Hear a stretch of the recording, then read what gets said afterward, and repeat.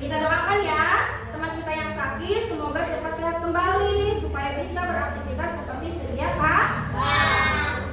Oke anak-anak, di sini ibu punya pertanyaan. Ya.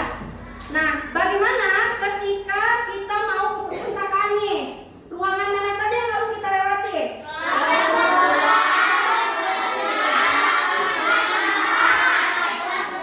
Jadi yang pertama melewati ruangan kelas 2, lalu melewati ruangan kelas 3, melewati ruangan kelas 4 dan sampai. Nah, anak-anak, pertanyaan yang tadi tentu saja ada kaitannya dengan materi yang akan kita pelajari hari ini. Materi yang akan kita pelajari hari ini yaitu tentang algoritma atau instruksi logis. Oke. Nah, tujuan pembelajaran silakan dibacakan oleh Andri. Baca Andri. Serta Didik mampu menyusun dan menjelaskan langkah-langkah instruksi secara logis. Beruntun untuk menyelesaikan untuk tugas atau masalah dalam kehidupan sehari-hari dan mampu menulis instruksi logis menggunakan simbol dalam kode. Oke, lanjut. Nah, kita sedikit dulu ya. Silakan berdiri. Berdiri semuanya. Oke. Nah, kita bermain peran ya. Di sini ibu sebagai programmer, kalian sebagai robot. Ya. Kalian harus mengikuti instruksi yang ibu berikan. Siap? Siap. Oke. Tujuan yang pertama ibu adalah lutut. Tujuan yang kedua adalah kaki. Oke, dimulai dari sekarang. Oke, pegang kepala, pegang bahu, pegang lutut. Oke. Sekarang tujuan yang kedua ibu adalah kaki. Pegang kepala, pegang pundak, pegang lutut, pegang kaki. Oke, sampai ya. Nah, kita bersama-sama menyanyikan lagu berpikir komputasional. 1, 2, 3. Mari kita bernyanyi berpikir komputasional. Yang pertama revolusi, yang kedua yang ketiga revolusi, yang keempat algoritma. Itulah cara berpikir komputasi. Oke, tepuk tangan untuk semua. Oke, silakan duduk kembali. Oke, motivasi untuk hari ini. Setiap pelajaran adalah petualangan baru menuju pengetahuan yang lebih luas. Setiap pelajaran, mau itu pelajaran matematika, IPAS, bahasa Indonesia, coding, ya, mungkin ada salah satu mata pelajaran yang tidak kalian sukai, ada nggak? Ada. Jangan kalian jadikan mata pelajaran yang tidak kalian sukai sebagai hal yang tidak penting atau kalian sepele. Kenapa? Karena sesuatu hal yang kita pelajari ya, mau sekecil apapun ilmunya, insya Allah suatu saat pasti akan bermanfaat untuk siapa? Kita sendiri, ya. Jadi tidak ada mata pelajaran yang tidak penting, semuanya penting dan harus kita pelajari. Kemudian petualangan baru. Oke. Petualangan baru ibaratnya kita menjelajahi wilayah baru.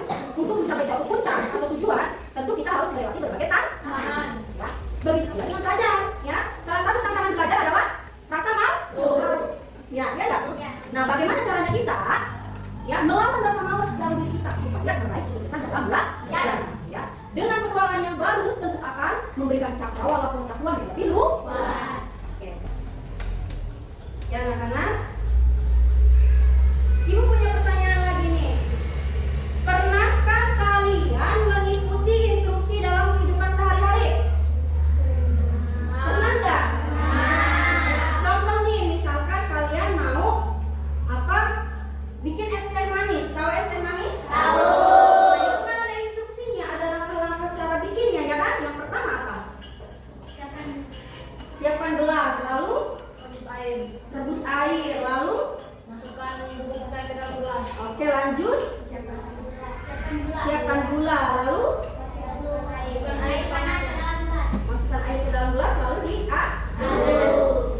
Kemudian kan es teh manis ya. Kasih es batu nggak? Kasih. Oke, nah itu adalah contoh dari instruksi dalam kehidupan sehari-hari. Oke, siap. Yang depan aja Nilda. Dibaca ya. Instruksi logis adalah atau algoritma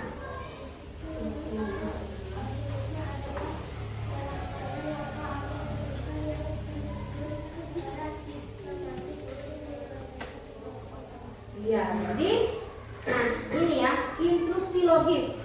Nah, instruksi itu sama aja dengan perintah. Tahu perintah?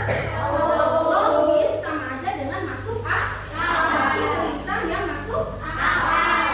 Gitu ya. Nah, instruksi logis atau algoritma serangkaian langkah atau perintah. Jadi perintah yang tersusun secara sistematis dari langkah pertama. Kayak tadi kan dicontohkan cara membuat es teh manis ya kan? Kemudian ada langkah kedua, langkah ketiga, langkah keempat sampai selesai. Jadi tersusun secara sistematis untuk menyelesaikan suatu tugas atau masalah.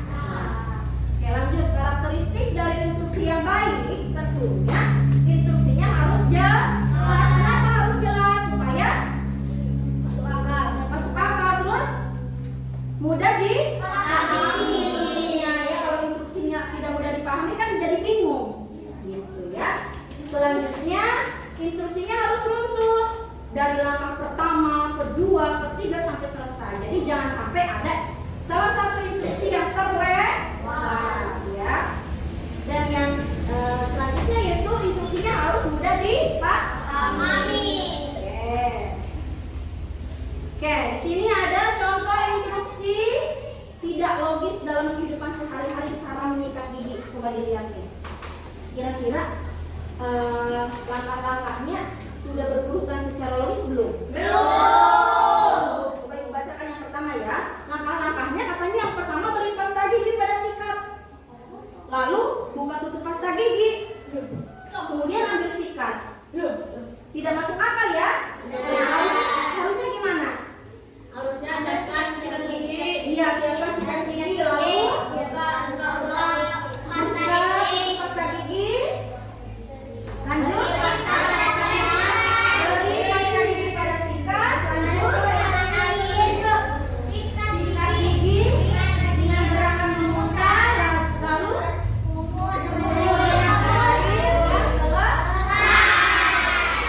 berarti kalian sudah bisa berpikir nih, ya, sudah bisa berpikir komputasional. Oh, bahwa ini instruksinya salah, tidak logis, tidak masuk akal.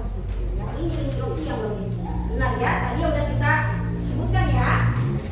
Oke, nah ini contoh instruksi dalam kehidupan sehari-hari. Nah, di sini ada contoh instruksi dalam coding. Nah, tadi contoh instruksi dalam kehidupan sehari-hari. Nah, yang ini contoh instruksi dalam coding dalam permainan game Scratch. Ya. Tujuannya yaitu membuat sprite atau karakter berjalan maju lalu menyapa. Nah, instruksi yang pertama, ketika bendera diklik, maka si karakter akan bergerak sebanyak 10 langkah, lalu dia akan mengatakan halo. Nah, ini adalah contoh instruksi dalam coding, ya. Nah, pertanyaannya, mengapa harus logis? Mengapa harus logis? Mengapa harus logis? Tidak. Karena kalau misalkan instruksinya tidak logis, pasti akan membingungkan kita, gitu ya. Kayak tadi kan, kalau misalkan instruksinya tidak logis, ya pasti membingungkan kita. Yang kedua, hasilnya pasti akan salah, tidak akan benar, ya. Lalu yang ketiga tidak selesai dengan benar. Instruksi yang logis akan membuat kita pertama mudah paham, kedua bisa menyelesaikan tugas dengan benar, yang ketiga tidak ada langkah yang terlewat. Nah, di sini ibu akan membagikan LKPD atau lembar kerja peserta didik. Nah, masing-masing kelompok itu LKPD-nya berbeda-beda, ya. Nah, kelompok 1, kelompok 2 dan kelompok 3 LKPD-nya berbeda. Ya. Untuk kelompok 1 yaitu tugasnya membuat karakter atau sprite berjalan sampai ke 7. Dimulai dari level 1 sampai level 3 saja. Ya, kelompok 1 ya. Dengan mengaplikasikan permainan Blockly Games Labyrinth. Untuk kelompok 1. Oke, lanjut. Untuk kelompok 2, ya, di sini tujuannya atau masalahnya membuat karakter atau sprite bergerak ke kanan hingga langkah, ya, lalu bicara dengan menggunakan aplikasi Sprite Junior. Lalu untuk kelompok 3 di sini metodenya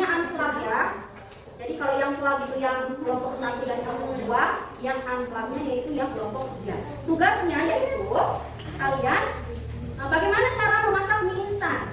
Ya, kalian tinggal memberikan nomor pada gambar ini, diurutkan dari nomor 1 sampai selesai. Oke. Nah, Ibu mau menjelaskan sedikit ya tentang permainan block play games. Coba lihat yang kelompok 1. Nah,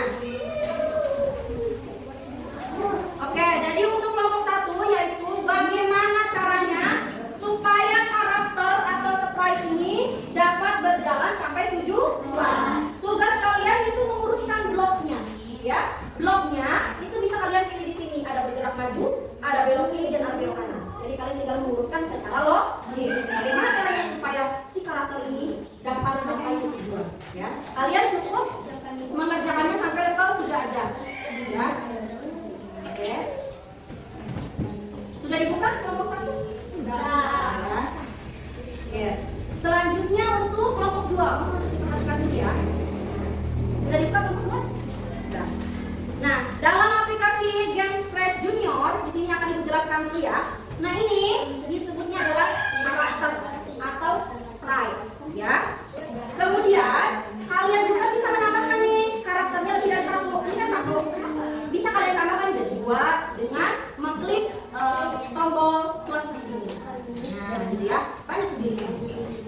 Mau karakter yang mana? Gitu ya. Lanjut. Nah, bisa juga kalian memberikan background di belakangnya dengan mengklik gambar background di sini. Banyak kan backgroundnya? Pakai background yang mana? Nah, lihat ya. Di sini bukan menjelaskan tentang blok kode yang ada di aplikasi GameSprite. Kita lihat di sini. Di sini ada blok kode warna apa? Warna kuning. Nah, blok kode warna kuning ini biasa kita sebut dengan blok pemicu atau mulai, ya. Oke, di blok pemicu atau mulai ini terdiri dari simbol bendera hijau, kemudian karakter ketika disentuh, ketika karakter bertabrakan, ketika mengirim pesan dan menerima pesan, ya. Nah, fungsi dari blok kode warna kuning atau blok pemicu adalah untuk apa? Ya, untuk memulai urutan kode. Jadi sebelum kita mengurutkan dia bergerak ke kanan, memutar, melompat, ya. Jadi harus diawali dengan blok pemicu atau blok kode yang berwarna kuning. Kita bisa pilih mana aja yang mau kita pakai, apakah mau bendera yang berwarna hijau. Nah, kalau misalkan kita mau pakai blok kode yang warna hijau ini, bendera, tinggal kita klik aja di atas ini. Nah, ini ya. Oke, kalau misalkan kalian pilih blok kode atau blok pemicunya yang bendera hijau. Nah, bisa juga kalian memilih yang ini. Jadi ketika karakternya di situ. Ketika kalian pilih yang ini, berarti karakternya harus kita sentuh, baru dia akan mengikuti print. Nah, ya. Paham sampai situ? Paham. Oke, selanjutnya. Ketika karakter bertabrakan, dilihat nih. Nah, kalau yang ini tentunya karakternya harus ditambah. Otomatis ada 2 kan? Nah, jadi ketika si karakter yang ini bertabrakan dengan karakter yang lain, maka dia akan memulai. Gitu ya. Kemudian kalau yang ini mengirim pesan dengan warna tertentu ke script lain, kalau yang ini menerima pesan ke script yang lain. Jadi maka dia akan memulai dengan menerima pesan dari script lain. Oke, lanjut. Nah, ini blok kode warna apa? Warna biru. Nah, blok kode warna biru kita sebut aja dia adalah blok gerakan. Ya, jadi untuk menggerakkan karakter bisa ke kanan, bisa ke kiri, bisa ke atas, ya, bisa ke bawah. Nah, itu sesuai dengan blok kode yang ada di blok berwarna biru atau blok gerakan. Ya. Nah, kalau ini blok simbolnya untuk karakter supaya melangkah ke kanan. Kayak ini. Kalau yang ini untuk ke atas, ya, yang ini ke bawah. Nah, yang ini bisa kita memutar karakter seperti arah jarum jam. Ya, tahu arah jarum jam? Tahu. Ya. Bisa juga dengan menggunakan yang ini. Yang ini adalah berlawanan dengan arah jarum jam. Nah, ketika kita mau karakter ini melompat, kita bisa pilih yang ini. Ya, simbol yang ini. Nah, kalau simbol yang ini yaitu untuk mengembalikan karakter ke posisi semula. Paham sampai situ? Lanjut. Di sini ada blok kode warna ungu, ya. Nah, blok kode warna ungu itu disebutnya blok tampilan, ya. Jadi untuk mengubah tampilan karakter. Nah, ketika misalkan kita mau memberikan teks atau atau balon percakapan di atas karakter, kita bisa menggunakan balon percakapan ini. Nah, ini bisa kita custom ya. Kita mau rubah pakai apa? Misalkan halo atau hai, bisa ya. Bisa kita tulis sini. Oke. Selanjutnya blok kode yang ini grow. Jadi kita bisa membesarkan karakter. Jadi kan ukurannya tadinya segini. Kalau misalnya kita pilih blok kode yang ini, maka dia akan membesar ya. Sebaliknya kalau yang ini berarti untuk memperkecil. Kalau yang ini untuk reset size, jadi untuk mengembalikan karakter ke posisi semula. Selanjutnya ini hide, yaitu untuk menghilangkan karakter. Bisa kita hilangkan karakternya dengan mengklik blok yang ini. Kemudian blok yang ini yaitu untuk menampilkan kembang. Oke, masih fokus? Masih. Kita lanjut ya. Nah, di sini ada blok kode warna hijau.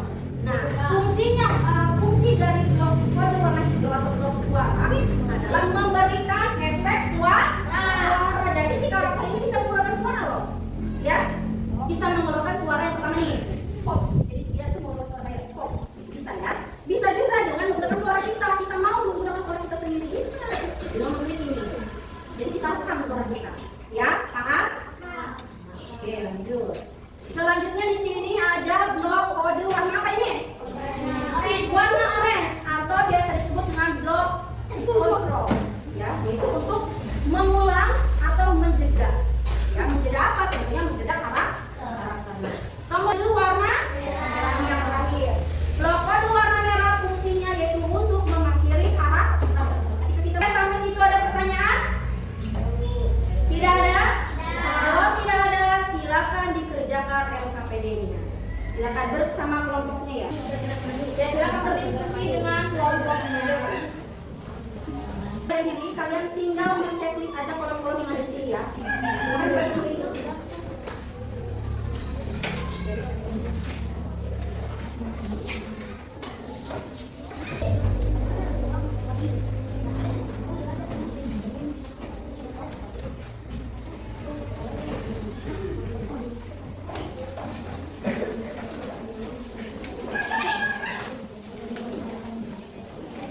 Briefing dulu ya. Tepuk the best.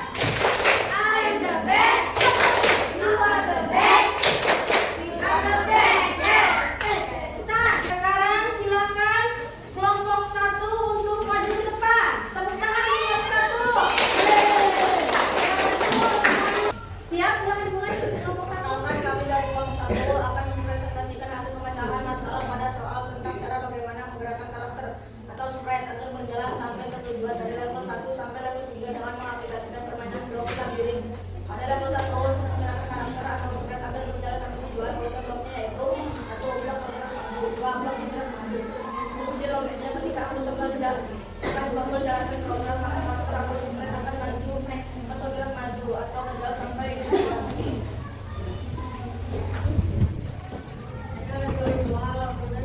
Bloknya yaitu 1 blok bergerak maju, 2 blok belok kiri, 3 blok bergerak maju, 4 blok belok kanan, 5 blok bergerak maju. Instruksi logisnya ketika aku tekan tombol jalankan program maka karakter atau sprite akan bergerak maju lalu belok kiri bergerak maju belok kanan lalu bergerak maju sampai ke tujuan. Pada level 3, programnya yaitu 1 blok bergerak maju, 2 blok bergerak maju. Selanjutnya, ketika kita berjalan program, maka karakter atau sprite akan bergerak maju sampai tujuan. Oke, silakan dipraktekkan menggunakan aplikasi blok game labirinnya. Silakan satu orang. Sambil dijelaskan ya biar teman-teman juga paham cara mengaplikasikannya. Pada level 1, urutan bloknya itu 1 bergerak maju, 2 bergerak maju, lalu jalankan program. Pada level 2,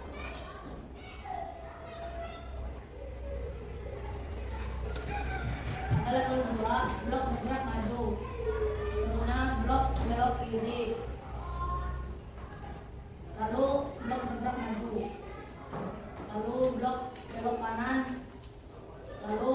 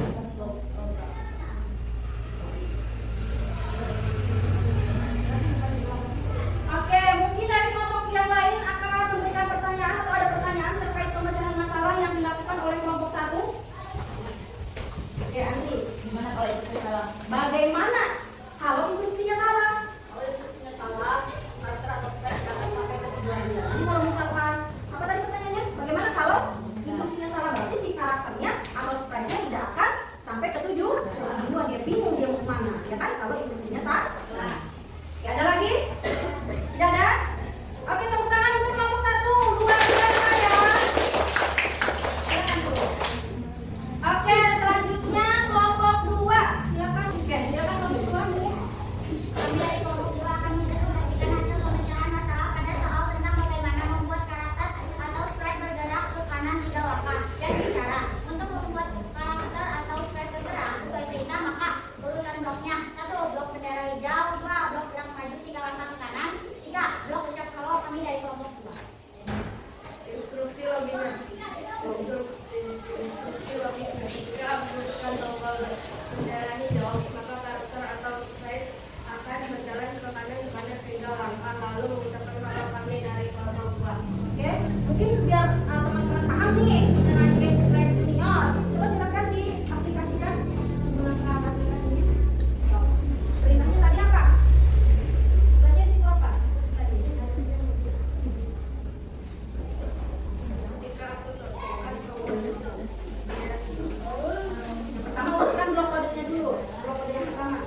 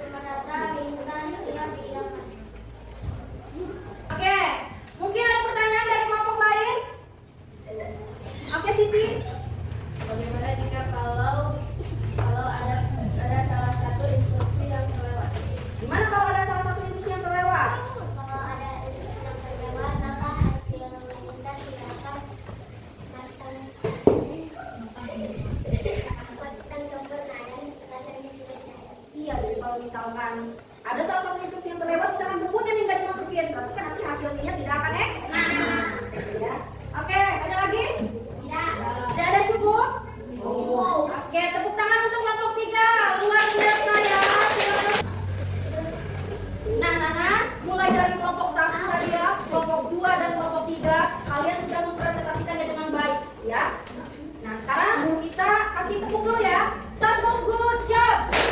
Good job. Job. Good job. Job. Good job. Oke. Nah, sekarang kita ke refleksi ya. Nah, silakan sediakan kertas 1 lembar ya. Kita refleksi dulu. Ya, semuanya. Nah, apakah perasaan kalian setelah melakukan pembelajaran kali ini? Silakan ditulis di situ.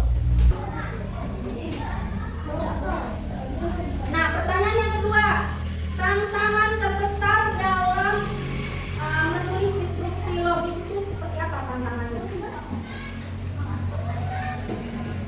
Oke, dijawab langsung aja ya. Pertanyaan yang pertama, apa perasaan kalian setelah melakukan pembelajaran hari ini? Senang. Apa tantangan terbesar dalam menulis instruksi logis? Gugup. Oke, good. Bukan bersama-sama terkait pembelajaran hari ini ya. Instruksi logis adalah perintah yang tersusun secara sistematis dan tentunya perintahnya harus masuk supaya program atau komputer dapat dijalankan dengan benar. Ya. Instruksi logis sangat penting baik dalam kehidupan sehari-hari maupun dalam coding ya. Oke, dengan instruksi yang logis akan menjalankan tugas atau penyelesaian masalah menjadi lebih mudah dan juga benar ya. Kemudian mengapa instruksi logis itu penting? Yang pertama, membantu komputer supaya memahami perintah atau instruksi.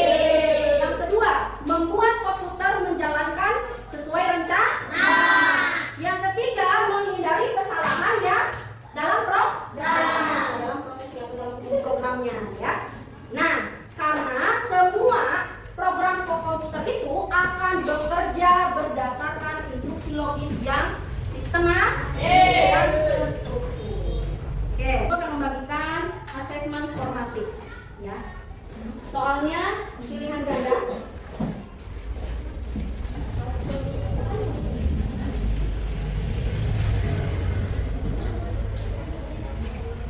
Tinggal silang aja ya.